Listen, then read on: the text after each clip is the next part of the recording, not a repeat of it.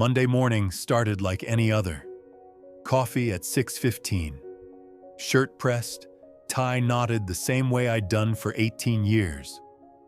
I parked in my usual spot outside the sandstone and glass office building in Denver Tech Center and nodded to Carla at reception as I walked in. She smiled, but it was tight, like she knew something I didn't. I should have paid more attention to that. At 8:03, I was called into the 9th floor conference room. Brent Callahan, our new CEO, was already seated. He'd been brought in 6 months ago by the board to modernize operations, which was code for cutting costs and shaking things up. HR was already in the room, Melissa holding a folder on her lap like it might explode. Brent smiled, but it didn't touch his eyes. "Ethan," he said, "you've been amazing. 18 years, hell of a run. But frankly, you're too expensive. We're going lean. It's not personal." Of course it wasn't. The words were clean, rehearsed, like he'd practiced them in the mirror before shaving. I glanced at Melissa. Her face was unreadable. Legal had clearly prepped her. I nodded once. Understood. That was it. No protest, no question, no request to explain the numbers to the man who clearly didn't understand them. I didn't see the point. My job had been over the moment Brent learned to say EBITDA without stumbling. I signed where they told me to, slid my security badge across the table and stood. Brent reached for a handshake, then didn't. Instead, he just watched me with that same smooth executive detachment I'd seen him give a malfunctioning printer last week. I walked out silently, past the framed wall of company values I'd helped write, past the finance department I'd built from scratch when the company was 1/10 its current size, past interns who became analysts who became managers under my wing. No one said a word.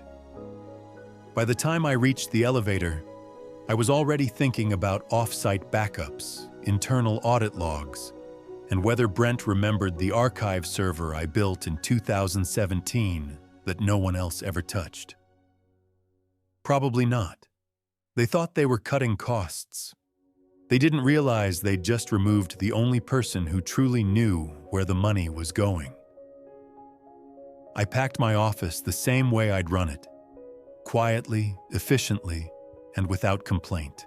The framed photo of Isabel from our anniversary in Vail. My old HP 12C calculator, faded numbers from years of use. A mug from the 2009 Deloitte conference in Chicago. Cracked handle, still good. I wrapped each item in a spare button-down from my drawer and slid them into a banker's box. I didn't take the company awards. The plaques meant nothing now. Outside my office, the finance floor was unusually quiet. A few heads turned as I walked past. The junior analysts avoided my eyes, suddenly very interested in their spreadsheets. Most of them had been trained by me. I'd written the onboarding guide they still used, created the budget model they ran every quarter, cleaned up their mistakes before Brent ever saw them. Now they stared at their monitors like they might disappear if they blinked. In Brent's glass-walled office across the hall, he stood with arms folded, watching. No wave, no nod, just surveillance. He wanted to make sure I didn't take anything I shouldn't.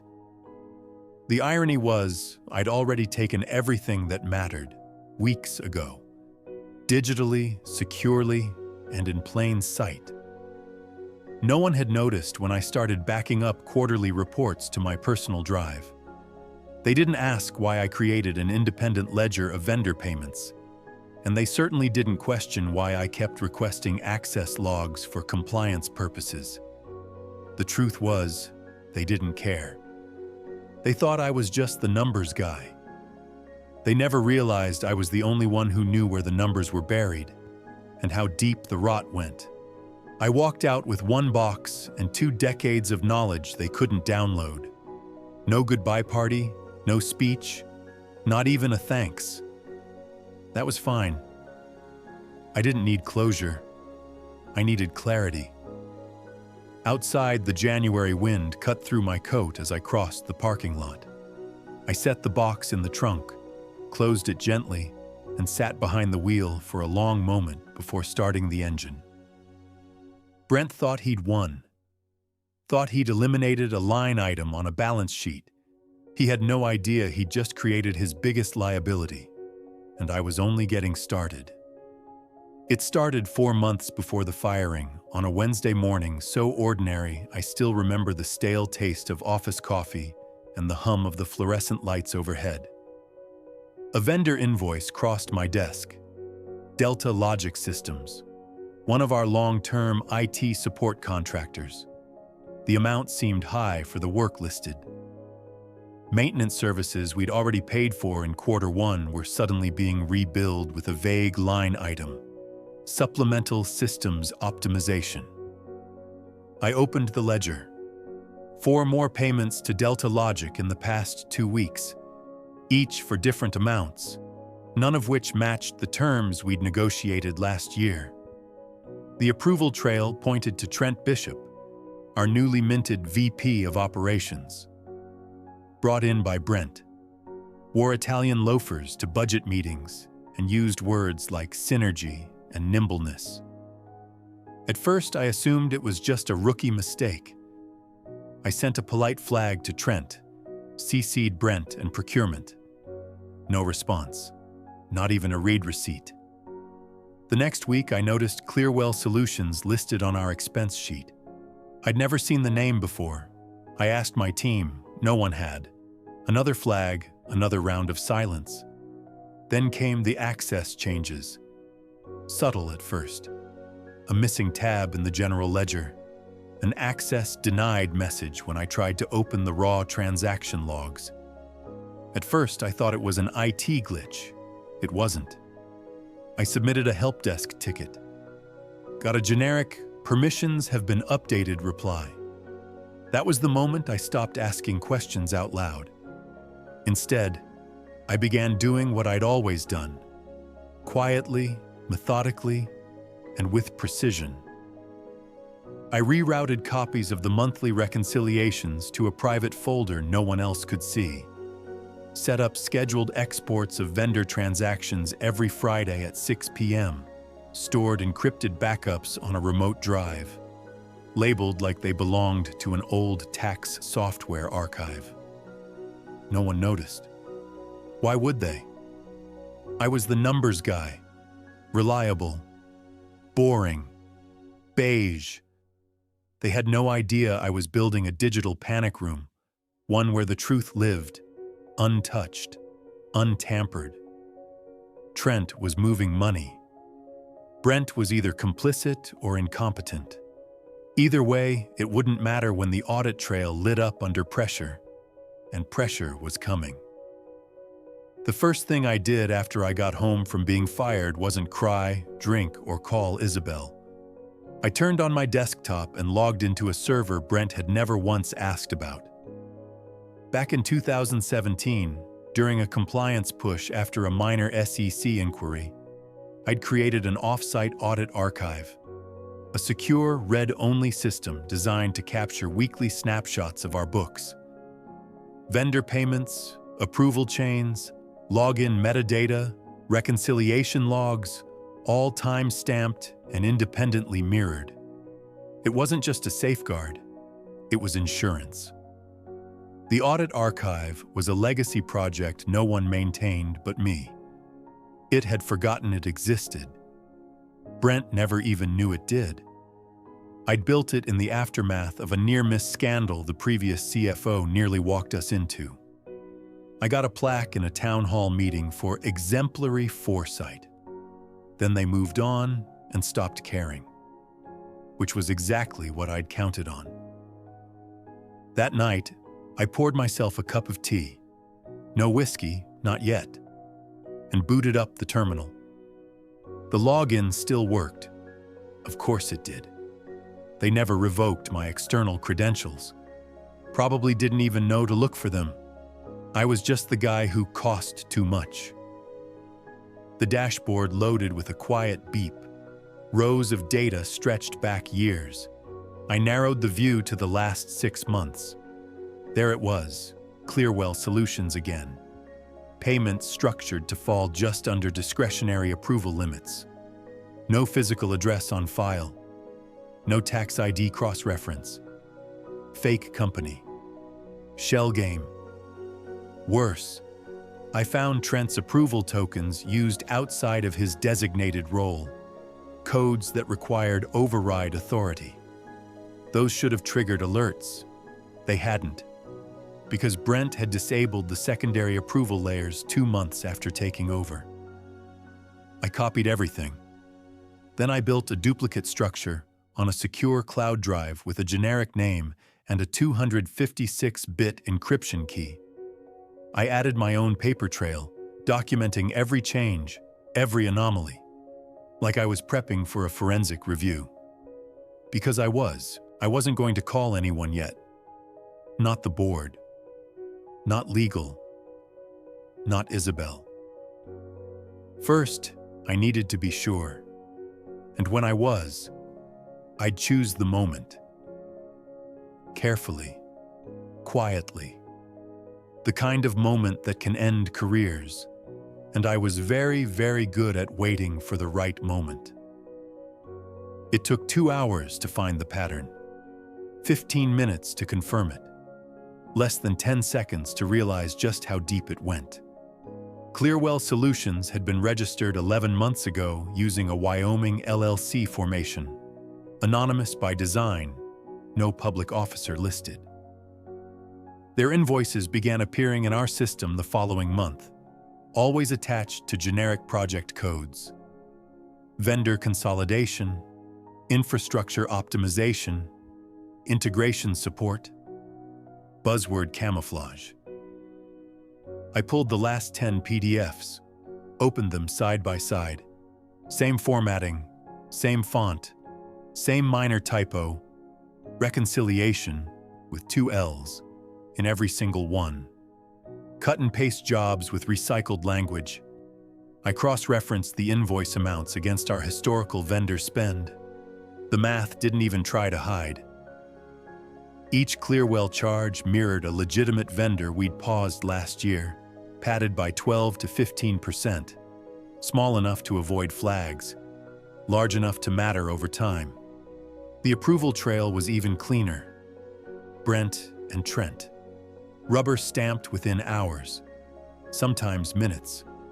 Always routed through a bypass I recognized. One Brent insisted we create for agility in high-priority ops, a loophole I'd argued against. One he now used to move nearly $4.2 million in just under a year. I sat back in my chair, staring at the numbers.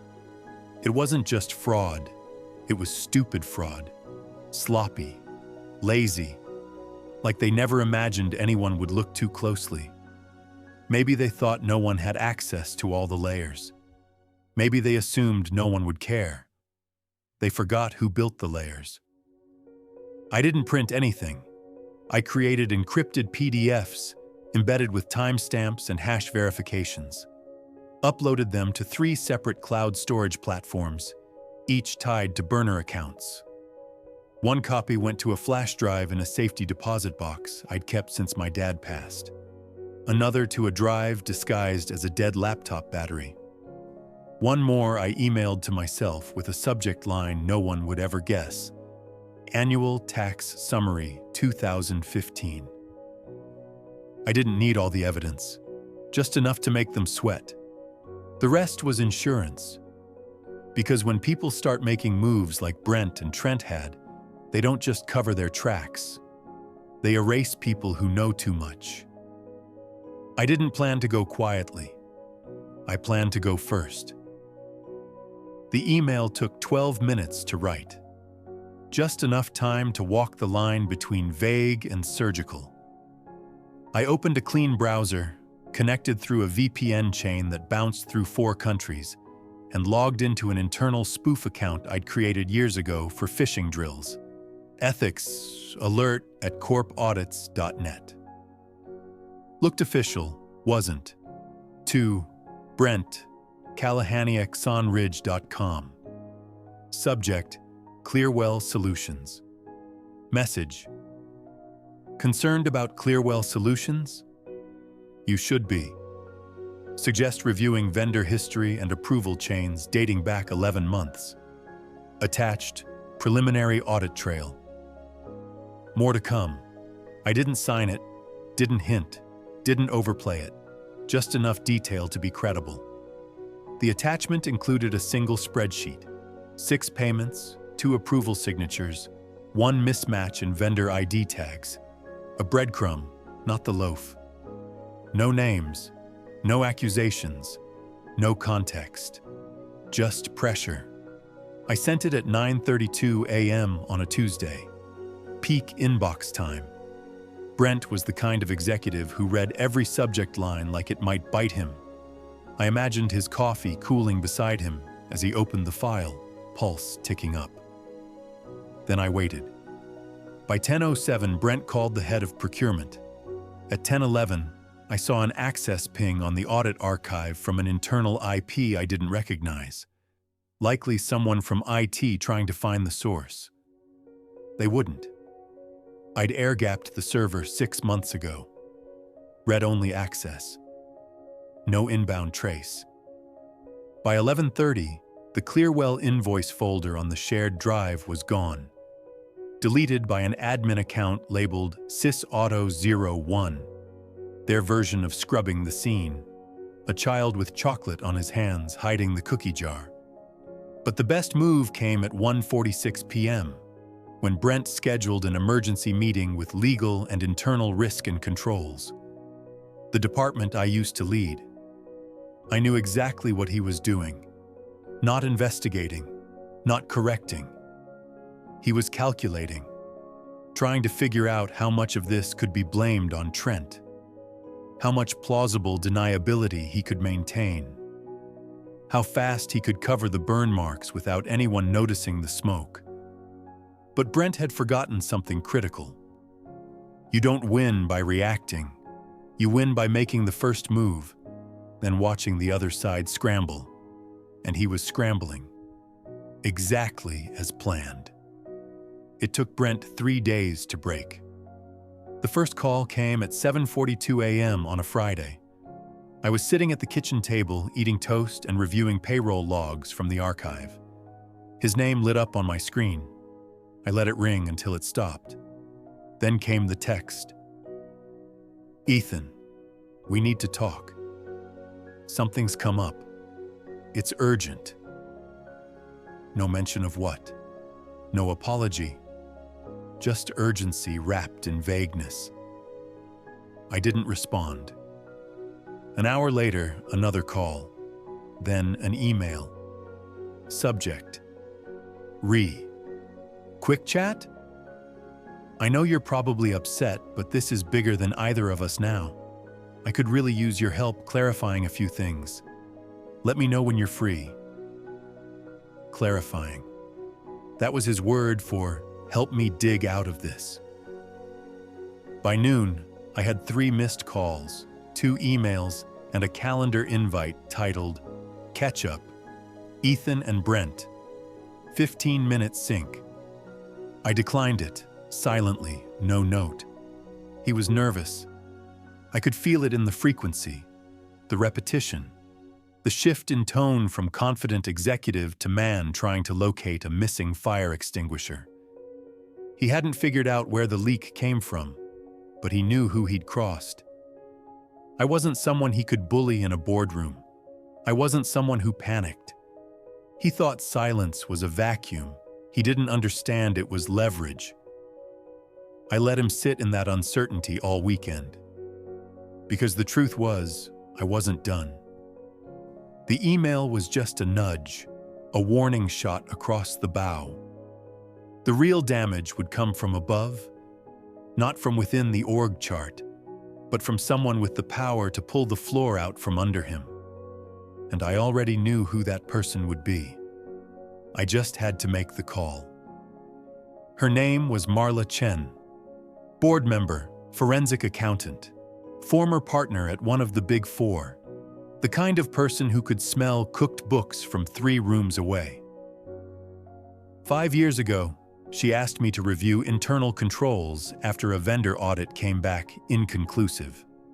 I found $300,000 in untracked expenses linked to a VP who resigned quietly 2 weeks later. Marla never forgot that. Neither did I. I still had her number. I texted her on Sunday morning, kept it simple, need 15 minutes, urgent, sensitive, trust me. She replied 4 minutes later. Park near City Park. 2 p.m. Don't text again. At 1:59, I pulled into the gravel lot near the tennis courts. She was already there, aviators, coffee in hand, leaning against her black Lexus like she'd been waiting hours. I got out and handed her a sealed envelope. She didn't open it immediately. What's this? Everything, I said. Inside were printed summaries of the Clearwell payments, a timeline showing when the shell company was created, business registration linking the LLC to a Brent-connected holding firm in Delaware, approval flows, invoices, routing numbers, and most importantly, Brent's signature. Dozens of them. Marla flipped through the first few pages, then stopped at one. You sure about this? I don't make moves I can't prove. She looked up at me, unreadable behind the glasses. You want your job back? No. Then what do you want? Accountability, for once. Marla nodded, folding the envelope under her arm like it weighed nothing. There's a finance committee meeting Thursday. I'll take it from here. I knew she would. Brent was playing spreadsheets. I was playing boardrooms, and the game had just changed. The finance committee met Thursday at 3 p.m. At 3:47, Brent Callahan stopped showing up on the executive Slack thread. At 4:02, Marla sent me a single text. You were right. I read it from the porch of a rental cabin just outside Boulder. Pine trees rustled in the wind. A kettle whistled softly behind me. I didn't move. I didn't need to be in that room to know what had happened. I could picture it. Brent, walking into the quarterly review like it was any other meeting, ready to pitch some efficiency metric or growth projection, only to find the board's audit packet already open. Pages marked, signatures circled, then the questions, then the silence. The board wasn't going to call it fraud. Not yet. That would mean liability. They'd start with something safer, an internal review, a compliance concern.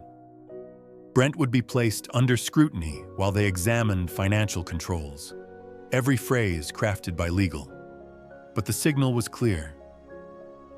At 7:12 the next morning, I got a call from a former colleague in HR.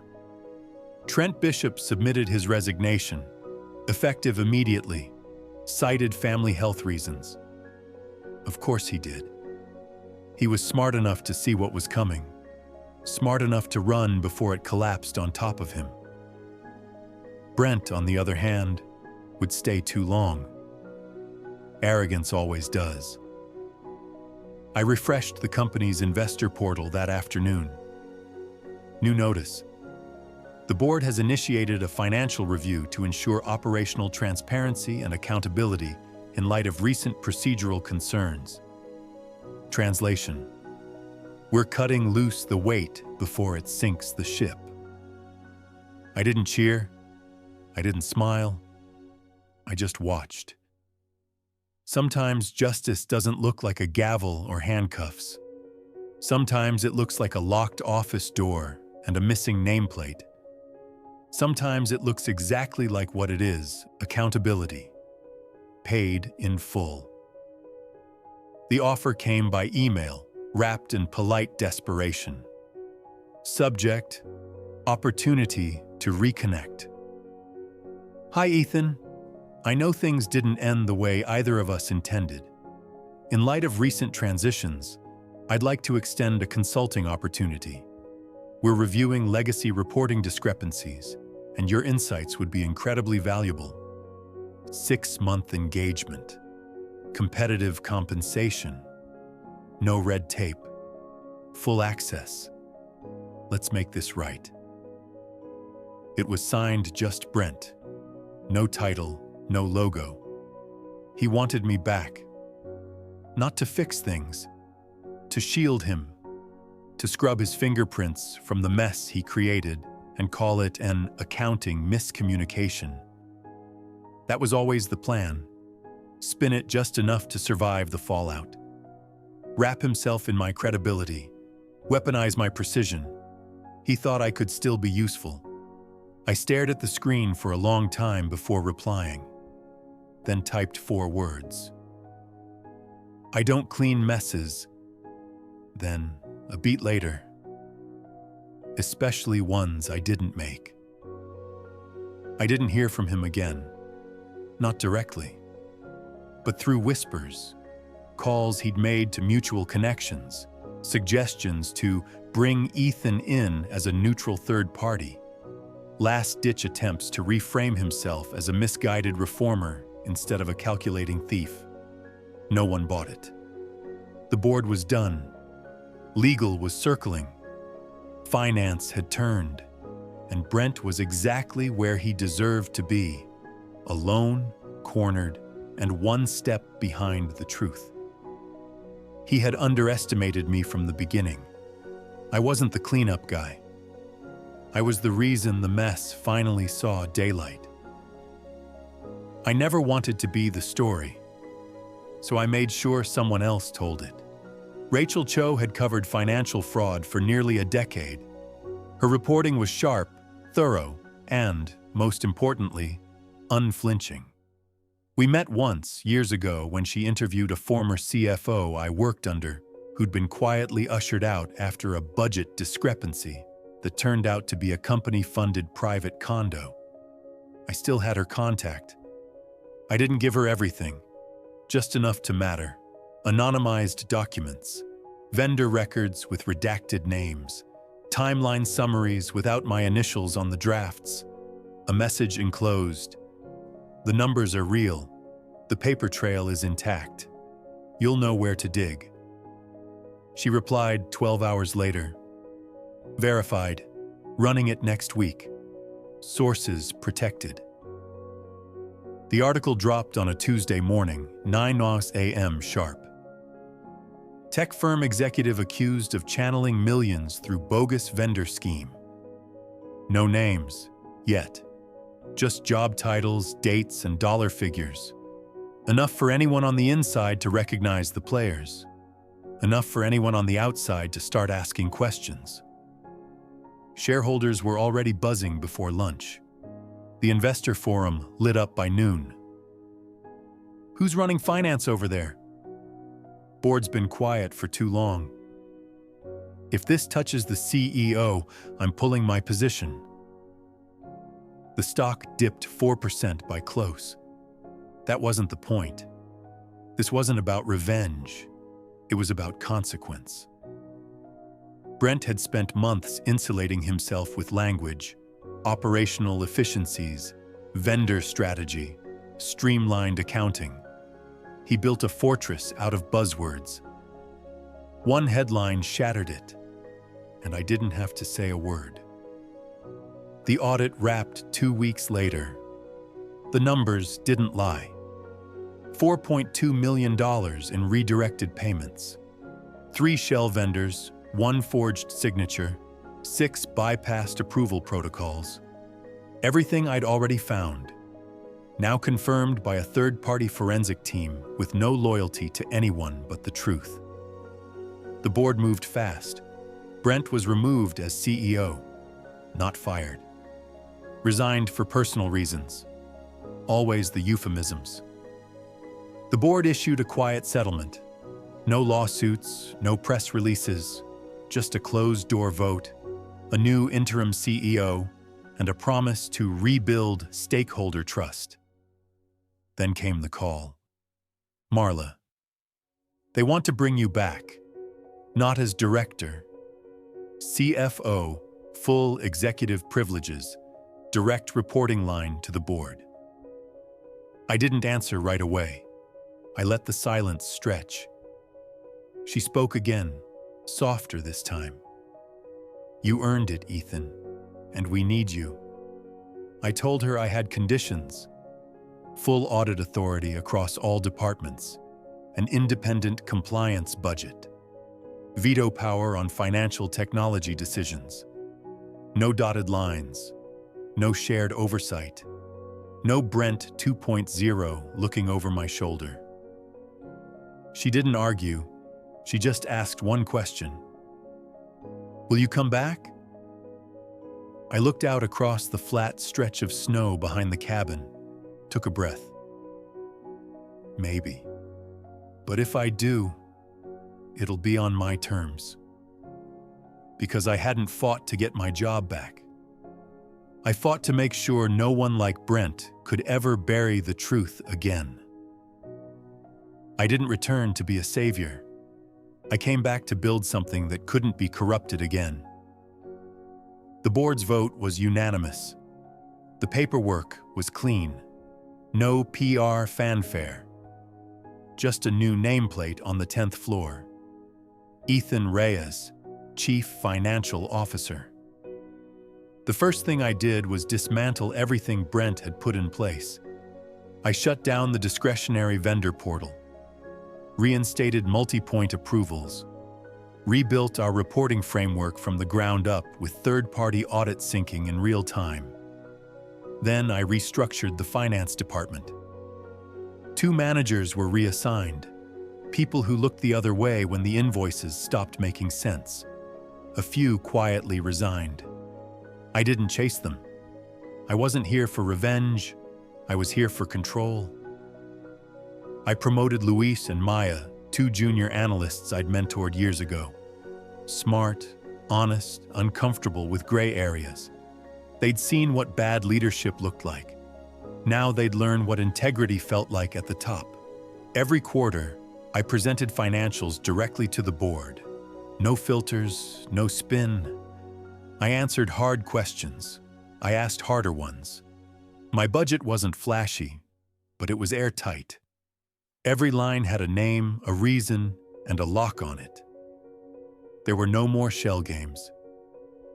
Brent's old office stayed vacant for a while. Eventually, HR converted it into a quiet conference room. They left the glass intact, but stripped the nameplate. Just a blank wall now. I walked past it every morning.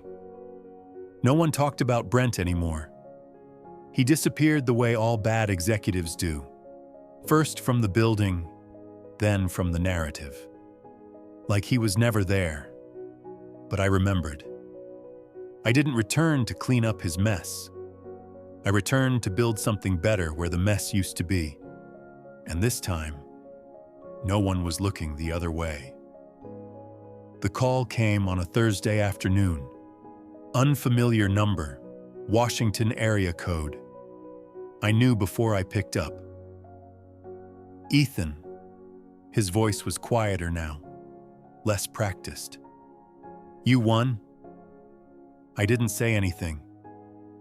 He continued, you didn't have to destroy me. I let the silence stretch until it felt like weight. Then finally, I didn't. He exhaled. Maybe relief. Maybe realization. You did that yourself, I said.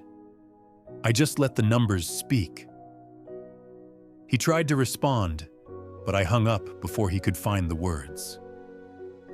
I stared at the receiver for a moment, then placed it back in the cradle. Brent wasn't my enemy anymore. He was just a cautionary footnote in an annual report. Outside my office window, the city moved on without him. Inside, so did I. 1 year later, the books were clean. Not just clean, flawless. The company posted record earnings in Q2. Operational costs were down, retention was up, and investor confidence had quietly rebounded to its highest level since before Brent ever stepped foot in the building. No headlines, no fanfare, just stability. Exactly the way I wanted it. The finance department hummed like a well-built machine. Luis was managing forecasts with surgical accuracy. Maya had rolled out a new internal audit dashboard that caught anomalies before they ever left the ledger. The team wasn't flashy. They were precise, honest, calm under pressure, like I'd trained them. In March, a recruiter from a private equity firm in Chicago reached out. They were offering double my current package with equity on top.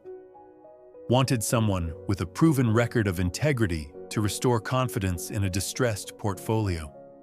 I declined, not because I couldn't do it, but because I didn't need to prove anything anymore. I wasn't chasing legacy or redemption or reputation. I just wanted peace, a little order, a system that worked. And for the first time in a long time, I had that. It was late one evening in October, cold, crisp. The kind of quiet that settles over the building after the last Slack notification fades and the janitorial crew starts their slow circuit down the hallway. I stepped into the elevator alone, hit the lobby button. The doors opened on the third floor. A junior staffer, new guy, maybe 6 months in, stepped in, startled to see me. "Evening, Mr. Reyes," he said, nervously pressing his badge. "Evening." We rode in silence for a moment. Then he glanced over. "Can I ask you something?" I nodded. "What made you stay?" he said. "After everything they did to you?" The elevator chimed. Ground floor. I looked at him for a moment, then smiled. Not wide, just enough. "I never stayed for them," I said. We stepped into the lobby. I held the door for him. I stayed for what I built. Outside, the lights of Denver flickered in the distance, sharp and quiet. And I walked into the night, knowing the only legacy I ever needed was the one they never saw coming. This story was brutal, but this story on the right-hand side is even more insane.